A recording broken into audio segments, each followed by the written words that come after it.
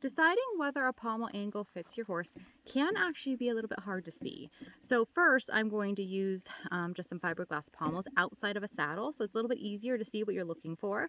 And then I'm going to actually put saddles on Uno with different pommel sizes in them so that you can start training your eye to see that fiberglass, or in some cases is a wood pommel in some of these, but seeing that pommel shape in the saddle so that you can see whether the pommel angle is correct or not. Like I said, it does get a little bit harder once it's in the saddle, so that's why we're gonna look at the fiberglass pommels first.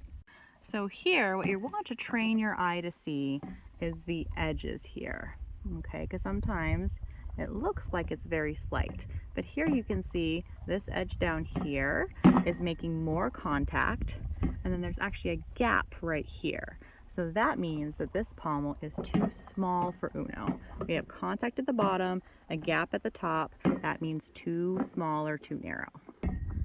Okay, and next, this one's going to be hard to see because it wants to sit up on top of his wither. But right about here is even, okay? So now we have a bit of the opposite here.